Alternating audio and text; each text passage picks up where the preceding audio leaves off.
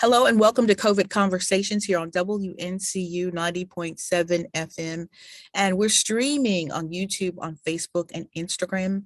I'm your host, Kimberley Cartwright. I'm the News and Public Affairs Director here at WNCU. And we're using the Zoom platform to talk about how COVID-19 is affecting our world. May is Mental Health Awareness Month. And during the month of May, Dr. Michelle Cotton-Laws, Chief Experience Officer for the North Carolina Medical Society, has committed to talking about issues to help us cope through COVID-19. And today we're going to talk about post-traumatic stress syndrome and COVID-19. Hello, Dr. Laws, and Hello. welcome back. Thank you. It's always a pleasure to be here with you, Kimberly, and the WNCU family. And it is always a pleasure to have you. You're always so free and giving of your time, and we appreciate it here. Okay, I'm going to start. Like in my research, Dr. Laws, I came across this quote: "The fallout of COVID-19 is real. And for a subset of Americans, it's a textbook trigger for post-traumatic stress disorder." First question is, what is PTSD? When I've heard about it, it usually relates to soldiers during wartime. So how does it relate to COVID-19?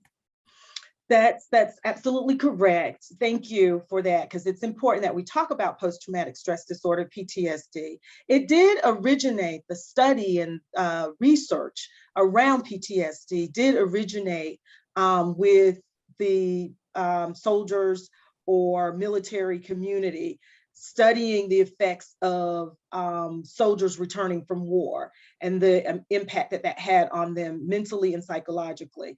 It is a clinical diagnosis, which means that you often are diagnosed with it by a professional who is trained to identify the symptoms and make the correlation between the symptoms that you are experiencing and PTSD. It's in the DSM, Diagnostic Statistical Manual 5, which means it's the 5th edition. This is the manual, the desktop manual that clinicians use. And it describes all of those diagnoses that are considered clinical diagnoses, and PTSD is in there. And basically, it's, even though we have this built-in response to danger, to trauma and fear, which we know as as the fight or flight response, it's typical. That's a reaction that we get when we are faced with trauma, when we are frightened, when we are experiencing high levels of distress. And so PTSD is a response to a traumatic, a fearful, a scary, a dangerous event that creates a response in us. And that response in us, post that scary event, that traumatic event, that shocking event, that highly distressing event, some symptoms happen. It's like every time we think about it, every time we are censored by it or triggered by it, there is a response or a symptom. And so some of the symptoms, not everyone experienced them the same way, but there are certain symptoms that usually begin, according to the diagnostic manual, within 3 months of the traumatic incident, but it can also happen like right away, immediately following. And so those symptoms last more than a month and are often considered or are considered severe enough to interfere with your daily life, your daily routine, relationships, your work, in interactions with others, right? So what are some of the symptoms that people experience? People can experience, extreme physiological experiences, heart palpitations, really feeling in their bodies the stress from that traumatic experience. Some people experience bad dreams. They have flashbacks of re-experiencing the trauma and frightening thoughts. So they can be sitting at work and all of a sudden they remember, or they're triggered, or they re-experience through some type of conditioning or sensory, right? So the Pavlovian study, right? When they ring the bell and you go, the researchers, they ring the bell, the dog runs up, or the animal and gets the food, and or when they hear the bell, they go and they connect that to getting food.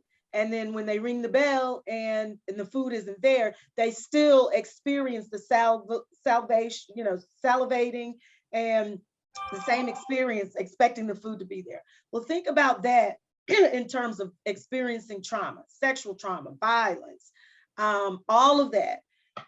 People began to show, symptoms that are triggered by that.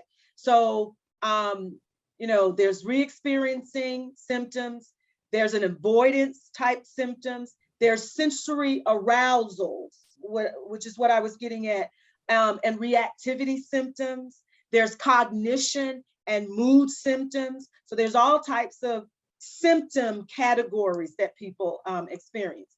So arousal symptoms could be being easily startled, right? For no reason, like, just feeling on edge, feeling tense and on edge, having difficulty sleeping, having angry outbursts. Those are types of arousal and reactivity symptoms to post-traumatic stress disorder.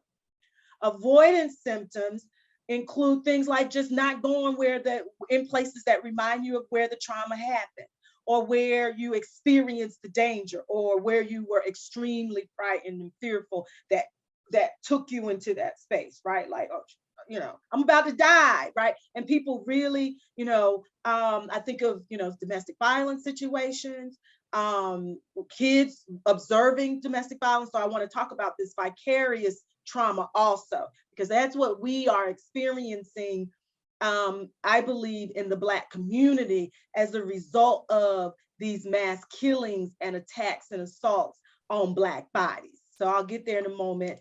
Arousal and reactivity, I mentioned cognition and mood, trouble remembering things, trouble remembering key features even of the traumatic event. So you've heard some people say, my childhood was so hellish, or I experienced so many adverse childhood experiences, I can't even remember my childhood. I just know, I can remember the feelings of my childhood, but I block stuff out. You've heard people who have experienced extreme trauma, they block it out. It's a protection, by the way, of the body. The brain protects us from the repeat of trauma by causing us to not remember some things that were extremely painful. When you think about going under, right, anesthesia for surgery and so forth, part of that, and remember when you come out, you're like, dang, I feel so good. I feel like I like rested. I like got the best sleep ever. And you don't remember anything. The body doesn't remember the trauma because the anesthesia sort of, it blocks that, right? So some people's brains immediately, not immediately, but because of the trauma, will do that. So not remembering, and it, it might be, but they don't understand why they are acting a certain way, why are they having the angry outbursts, why are they having sleep problems and so forth. Distorted feelings like guilt or blame, like I somehow caused that. And feeling that, not just, dang, I messed up, darn, feeling this ongoing, repeated thoughts, I'm somehow to blame, and that can trigger other feelings like I need to medicate myself to stop feeling this way. I need to feel better about this. I need to block this out. So the only way I'm going to be able to block it out, if we can be real, I'm going to smoke some weed. I'm gonna smoke some marijuana and I'm gonna chill. I mean, that helps calm me. And you hear people say that marijuana, cannabis, it helps calm me. It helps stop the the thoughts in my brain and so forth. And so there's medical research underway in terms of is that effect of cannabis worth it, right? In terms of other potential long-term harm or what have you. So loss of interest in enjoyable activities and all the other things that we know about. Kids can react differently to traumatic stress. So wetting in the bed, forgetting how, or stopping talking. Remember, I Know Why the Caged Bird Sings? Yes. Maya Angelou saying not speaking. That's not an uncommon response to severe traumatic or trauma, right? Okay, let me jump in. Look, so what are some of the triggers of PTSD, like especially during COVID? Can it be like people's finances? What are some of the things that would trigger, and what does that look like? Yes, and yes. So think about you get a note on your door that you're being evicted, and you got kids, and you don't have any savings, and you don't have a family that you can go to. Immediately you could go into this fight or flight, right? God, what am I going to do? What am I going to do? I got to deal with this situation. It increases. Remember, I talked about cortisol and increased stress and so forth. It immediately takes you there to this heightened stress level. So the trauma is being evicted, right? And some people everybody doesn't respond this way. So that's important, right? But to answer your question, so yes. And so you could begin to experience this traumatic stressor. And then think once you get through that, you stay on heightened awareness. So maybe you get evicted, but then you get another place. But you are still like, every time the landlord says, I need to speak to you, you go there. Or you avoid the landlord altogether. Or when you come home, you to your new place, you visualize, even if it isn't on there, an eviction notice on the door. Or when you pick up the phone, you feel that's and it's ongoing. So yeah, so losing your home during COVID, losing jobs. Again, at the same time that COVID has been happening, we've also had George Floyd, Breonna Taylor. We've had now the I guess New York, the milk shortage. the milk shortage, Yes. the children's formula. So we've had all of these ongoing traumatic, and then also deaths. Some families have continued to experience one death after the other after the other. Well, think about it. If you are the caretaker, if you're the one that everybody goes to and comes to, and people continue to die, those are traumatic experiences. Now, there are different diagnoses beyond PTSD that are similar, right? That doesn't necessarily have that PTSD diagnosis or criteria, or meets that PTSD criteria. Remember, I said before what Dr. Avery Moon Parker, who would be an amazing guest to get on, she said there's not PTSD, she says, as prevalent as DOTS, daily ongoing traumatic stressors. And so, yes, COVID has caused a lot of trauma for people, from deaths. Also, it's placed people in the homes of abusers. People can't flee as quickly. And so there's that ongoing repeated trauma that folk are experiencing. Financial situations, psychological and mental distress. Those are all, Yeah. Before we run out of time, so is PTSD treatable? And then how can you go about getting that, if that's possible? Yeah. So it is treatable and it is possible. We've seen amazing research with everyone that's in control studies or research studies, from veterans or and military folk to children to adults and so forth. So the very first thing that I would recommend people do is to connect with a clinical psychologist, licensed clinical social worker, or a therapist of sort. And if you're in North Carolina and you don't know who that is or who that should be, call the Hope for NC helpline, and they will connect you with someone no matter where you are in North Carolina and what your mental health or behavioral health need is. So let me give that number again. It's 1-855-587-3463. 855-587-3463. And that's where people can go to for help, but it is very much treatable. It takes time, however, to treat some of these cases of PTSD, but it is treatable. Okay. Dr. Michelle Cotton Laws is Chief Experience Officer for the North Carolina Medical Society.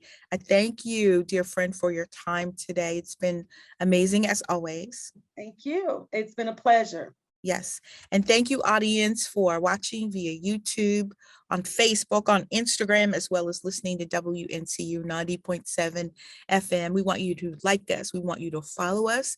And we definitely want you to subscribe to our pages to see more of our archived shows. I'm Kimberly Pierce Cartwright, your host, and we thank you so much for tuning in.